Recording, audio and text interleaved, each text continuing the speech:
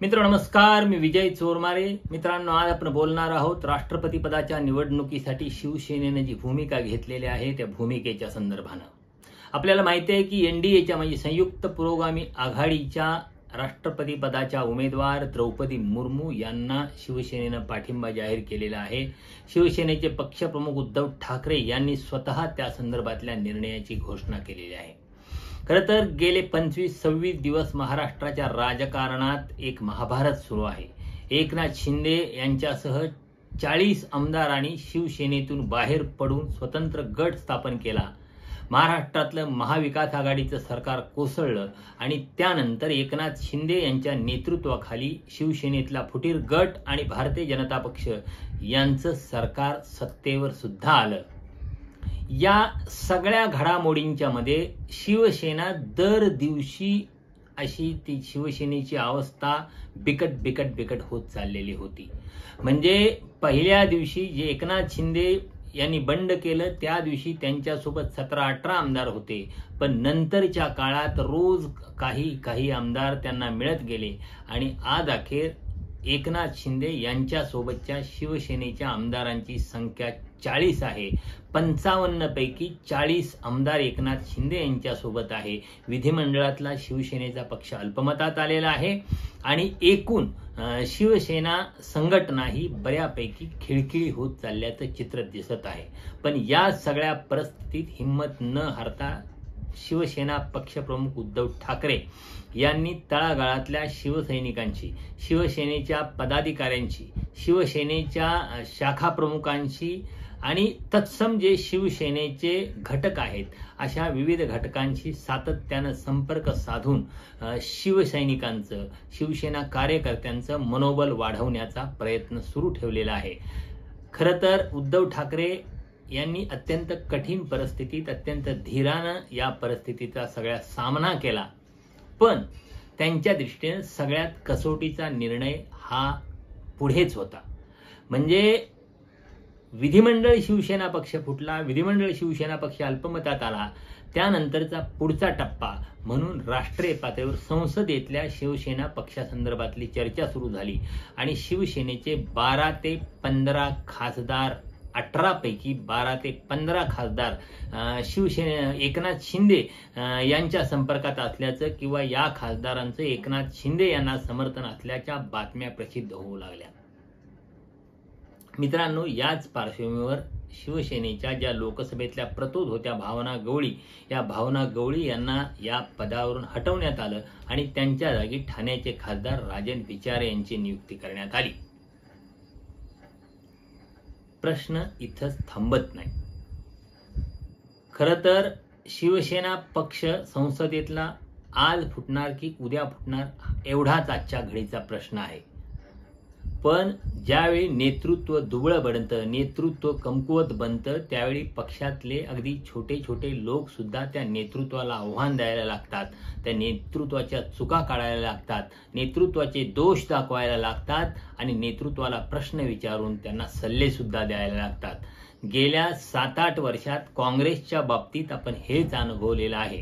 म्हणजे देशाच्या सत्तेवर असताना सोनिया गांधी असो किंवा राहुल गांधी असो, त्यांच्या समोर उभे राहण्याची, त्यांना प्रश्न विचारण्याची हिंमत नसलेले अनेक लोक जाहीरपणे त्यांच्या संदर्भात प्रसार माध्यमातून विधाने करू लागले. काही पक्षात राहून त्यांना आव्हान देऊ लागले, काही लोक पक्ष सोडून त्यांना आव्हान देऊन पक्ष सोडून जाऊ लागले. तशीच अगदी अवस्था महाराष्ट्रातलं महाविकास आघाडीचं सरकार कोसळल्यानंतर म्हणजे एकनाथ शिंदे यांच्या बंडानंतर उद्धव ठाकरे यांची झाल्याचं आपल्याला दिसून येतं मित्र. त्याचमुळं शिवसेनेचे खासदार राहुल शेवाळे शिवसेनेच्या बळावर मुंबईतल्या नगरसेवक पदापासून खासदार पदापर्यंत पोहोचले आणि शिवसेनेच्या बळावर त्यांनी स्वतःचं व्यक्तिगत साम्राज्य उभं केलं. या राहुल शेवाळे यांनी सुद्धा पक्षप्रमुख उद्धव ठाकरे यांना एक पत्र लिहिलं. खरं तर अशा प्रकारचं एक पत्र पूर्वी ज्यावेळी शिवसेना सत्तेत होती त्यावेळी प्रताप सरनाईकांनी लिहिलं होतं. खरं तर त्यावेळी प्रताप सरनाईक यांची मजबुरी समजून घेण्यासारखी होती, कारण त्यांच्या पाठीमागे ईडीचं शुक्लकाष्ठ लागलेलं होतं आणि त्यातून सुटका करून घ्यायची असेल तर आपल्याला भारतीय जनता पक्षात जायला पाहिजे अशी प्रांजळ भूमिका त्यांनी मांडली होती. आता मात्र पक्ष अडचणीत असताना, पक्षप्रमुख अडचणीत असताना राहुल शेवाळे यांनी उद्धव ठाकरे यांना पत्र लिहून आपण राष्ट्रपती पदाच्या निवडणुकीत काय भूमिका घ्यायला पाहिजे या संदर्भात सूचना केली. म्हणजे असं आतापर्यंत कधीही शिवसेनेच्या कुठल्या आमदारानं किंवा खासदारानं पक्षानं काय भूमिका घ्यावी या संदर्भात सूचना केली नव्हती. पण पक्ष नेतृत्वाच्या असहाय्यतेचा फायदा घेऊन राहुल शेवाळे यांनी पत्र लिहिलं आणि द्रौपदी मुर्मू जे एनडीएच्या राष्ट्रपती पदाच्या उमेदवार आहेत, त्या आदिवासी महिला आहेत आणि एक आदिवासी महिला राष्ट्रपती पदावर बसत असताना त्यांना समर्थन द्यायला पाहिजे अशी भूमिका राहुल शेवाळे यांनी उद्धव ठाकरे यांच्याकडे पत्रातून मांडली. त्याला अर्थात शिवसेनेच्या भूतकाळातली काही घटनांची पार्श्वभूमी सुद्धा होती. म्हणजे शिवसेनेनं आतापर्यंत अशा प्रकरणी पक्ष किंवा आघाडीच्या पलीकडे जाऊन निर्णय घेतल्यात आपल्याला माहिती आहे. म्हणजे शिवसेना दीर्घकाळ एनडीएमध्ये होती, पण एनडीएमध्ये असताना सुद्धा शिवसेना प्रमुख बाळासाहेब ठाकरे यांनी आतापर्यंत प्रतिभाताई पाटील यांना, त्या मराठी आहेत, एक मराठी स्त्री राष्ट्रपती होते म्हणून त्यांच्या बाजूनं मतदान केलेलं होतं किंवा त्यांना पाठिंबा दिलेला होता. प्रणव मुखर्जी यांच्यासारखा राजकारणातला एक मुरब्बी आणि दीर्घकाळ अनुभव असलेली व्यक्ती राष्ट्रपती पदावर बसते म्हणल्यावर प्रणव मुखर्जी यांना सुद्धा जे यूपीएचे उमेदवार होते त्यांना पाठिंबा देण्याची भूमिका बाळासाहेब ठाकरे यांनी घेतली होती. आणि आता सुद्धा आपण तसंच करावं, म्हणजे आपण एनडीएत नसलो तरी एनडीएच्या उमेदवाराला पाठिंबा द्यावा अशी भूमिका राहुल शेवाळे यांनी मांडली. त्या पार्श्वभूमीवर उद्धव ठाकरे यांनी खासदारांची बैठक बोलवली. अर्थात खासदारांच्या संदर्भात ज्या काही बातम्या सातत्यानं प्रसिद्ध होत होत्या, म्हणजे 18 पैकी 12 ते 15 खासदार एकनाथ शिंदे यांच्या गटात आहेत, तर त्या पार्श्वभूमीवर उद्धव ठाकरे यांनी बोलावलेल्या या बैठकीला किती लोक उपस्थित राहतात, किती खासदार उपस्थित राहतात या संदर्भात एक कुतूहल होतं. अर्थात भावना गवळी आणि श्रीकांत शिंदे या 2 खासदारांनी तर दांडी मारलीच. म्हणजे हे 2 खासदार अधिकृतपणे शिवसेनेपासून म्हणजे उद्धव ठाकरे यांच्यापासून दूर गेलेले आहेत. बाकीचे 3-4 खासदार गैरहजर होते, पण या खासदारांच्या गैरहजेरीला काही योग्य कारणं होती. ते काही विशिष्ट कारणामुळे बैठकीला उपस्थित राहू शकले नव्हते असा खुलासा शिवसेनेच्या वतीनं करण्यात आलेला आहे.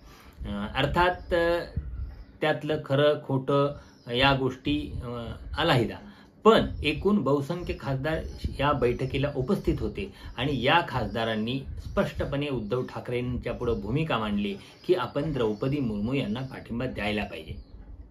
अर्थात त्या संदर्भातले सर्वाधिकार उद्धव ठाकरे यांना देण्यात आले आणि त्यामुळंच खरं तर साधारण 1-2 दिवस शिवसेनेच्या या भूमिकेसंदर्भातली उत्सुकता होती. ती उत्सुकता अशासाठी होती की उद्धव ठाकरे काय भूमिका घेतात, कारण उद्धव ठाकरेची ही भूमिका एकूण शिवसेनेची आतापर्यंतची गेल्या ज्या 25-26 दिवसात घडामोडी घडतायत या सगळ्या घटना घडामोडींसाठी टर्निंग पॉइंट ठरणारी ही भूमिका होती. शिवसेना भविष्यात काय पद्धतीनं विचार करू शकते, शिवसेना भविष्यात कोणत्या दिशेने जाऊ शकते या संदर्भातला हा निर्णायक प्रसंग होता. त्यामुळं राष्ट्रपती पदासंदर्भात उद्धव ठाकरे काय भूमिका घेतात या त्यांच्या भूमिकेकडे सगळ्यांचं लक्ष लागलेलं होतं आणि त्यांनी द्रौपदी मुर्मू यांना पाठिंबा देण्याचा निर्णय घेतला. त्यावेळी स्पष्ट झालं की खासदारांनी जे ब्लॅकमेलिंग केलं, राहुल शेवाळे यांनी पत्र लिहून जे ब्लॅकमेलिंग केलं किंवा खासदारांनी जो दबाव आणला त्या दबावाला उद्धव ठाकरे बळी पडले. उद्धव ठाकरे यांनी खासदारांच्या दबावापुढे शरणागती पत्करली. अर्थात लोकसभेतली आपली पक्षाची फूट टाळण्यासाठी त्यांनी हा निर्णय घेतला हे खरं असलं तरी सुद्धा प्रश्न असा येतो की यानंतर हे खासदार उद्धव ठाकरे यांच्या बाजूला राहणार आहेत की यानंतर पुन्हा एकनाथ शिंदे यांच्याकडे जाणार आहेत याचा विचार उद्धव ठाकरे यांनी केलेला दिसत नाही. सगळ्यात महत्त्वाची गोष्ट म्हणजे आतापर्यंत कधीही खालच्या कार्यकर्त्यांनी कधी शिवसेना नेतृत्वाला डिक्टेट केलं नव्हतं, पण यावेळी खासदारांनी डिक्टेट केलं आणि उद्धव ठाकरे यांनी त्या दबावापुढे त्यांना हवा तसा निर्णय घेतला. शिवसेनेची या निर्णयामुळे पुन्हा भारतीय जनता पक्षाच्या दिशेनं वाटचाल सुरू झालेली आहे असं स्पष्टपणे म्हणता येतं. या निर्णयानंतर जरी संजय राऊत यांनी म्हटलेलं असलं की हा आमचा पाठिंबा द्रौपदी मुर्मू यांच्यापुरता मर्यादित आहे, द्रौपदी मुर्मू यांना पाठिंबा म्हणजे आमचा भारतीय जनता पक्षाला पाठिंबा नाही किंवा एनडीएला पाठिंबा नाही अशी भूमिका संजय राऊत यांनी मांडली असली तरी त्याला फारसा अर्थ नाही. कारण इथं लक्षात घ्यायला पाहिजे की राष्ट्रपती पदाच्या निवडणुकीची व्यूहरचना सुरू होती त्या संदर्भात जी पहिली बैठक पश्चिम बंगालच्या मुख्यमंत्री ममता बॅनर्जी यांनी बोलवलेली होती त्या बैठकीला शिवसेनेचे 2 ते 3 प्रतिनिधी समक्ष उपस्थित होते आणि त्यावेळी विरोधी पक्षांच्या वतीनं राष्ट्रपती पदासाठी उमेदवार उभा करण्यासंदर्भातला निर्णय घेण्यात आलेला होता. आणि असा विरोधकांच्या सोबत राष्ट्रपती पदाच्या निवडणुकीची व्यूहरचना ठरवण्यासाठी पुढाकार घेणाऱ्या या शिवसेनेनं आयत्या वेळी सत्ताधारी गटाच्या उमेदवाराला पाठिंबा दिला. यावरून या संदर्भातली शिवसेनेची अगतिकता लक्षात येऊ शकते. खरं तर खासदार सगळे आता खासदारांची मागणी फक्त राष्ट्रपती पदाच्या निवडणुकीपुरतीच नाही, हा त्यांचा पहिला टप्पा आहे.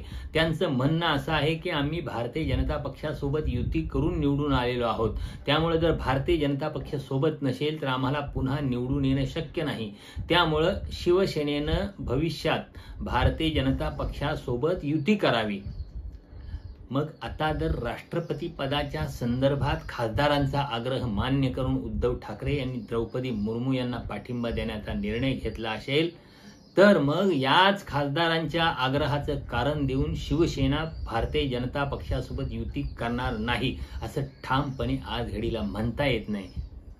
दुसरी गोष्ट, संजय राऊत म्हणाले असले की मुर्मू यांना पाठिंबा नाही पाठिंबा म्हणजे भारतीय जनता पक्षाला पाठिंबा नाही असं कितीही म्हटलं गेलं असलं तरी सुद्धा शिवसेनेनं विरोधी पक्षांचा विश्वास किंवा विरोधी पक्षांचा भरवसा गमावलेला आहे. का तर गेल्या काही महिन्यामध्ये ज्या पद्धतीने भारतीय जनता पक्षानं विरोधी पक्षांची सरकार पाडण्याचा खेळ करण्यात येतोय, विरोधी नेत्यांच्या मागे केंद्रीय यंत्रणांचं शुक्लकाष्ठ लावण्यात येत आहे, त्याविरुद्ध जे जे घटक ताकदीनं लढत होते त्यात ममता बॅनर्जी असतील, अखिलेश यादव असतील, तेजस्वी यादव असतील, त्यामध्ये ममता बॅनर्जी यांच्या पाठोपाठ उद्धव ठाकरे यांचंही नाव आघाडीवर होतं. त्यामुळं उद्धव ठाकरे यांच्यासोबत देशभरातले सगळे विरोधी पक्ष उभे होते. पण राष्ट्रपती पदासंदर्भात त्यांनी घेतलेल्या निर्णयामुळं त्यांनी विरोधी पक्षांच्या त्यांच्यावरच्या विश्वासाला तडा दिलेला आहे. त्यामुळं मला वाटत नाही भविष्यात विरोधी पक्ष शिवसेनेसोबत उभे राहतील किंवा शिवसेनेच्या कोणत्याही भूमिकेला समर्थन देतील.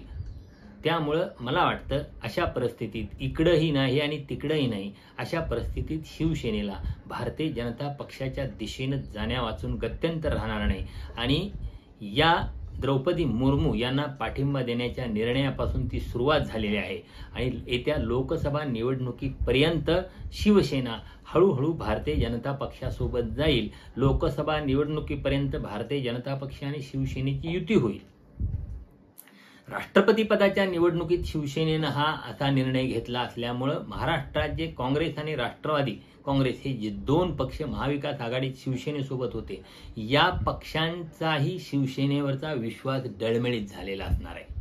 कारण जर शिवसेनेची ही दिशा कारण काही प्रत्येक वेळी दरवेळी नवं कारण येऊ शकतं. आज खासदारांचा आग्रह आहे म्हणून, उद्या आमदारांचा आग्रह आहे म्हणून, परवा शाखा प्रमुखांचा आग्रह आहे म्हणून, आणखी कधी आदित्य ठाकरेंना वाटतं म्हणून, कधी उद्धव ठाकरेंच्या आतल्या आवाजानं साथ दिली म्हणून, अशी काही कारणं देऊन दरवेळी भारतीय जनता पक्षाच्या पाठीमागं फरफटत शिवसेना जाऊ शकते आणि अशा परिस्थितीत आपल्याला विरोधातलं राजकारण करता येणार नाही. विरोधातलं राजकारण करायचं तर मोदी सरकारच्या विरोधात, केंद्र सरकारच्या विरोधात, भाजपच्या विरोधात ठाम भूमिका घेऊनच उभं राहिलं पाहिजे.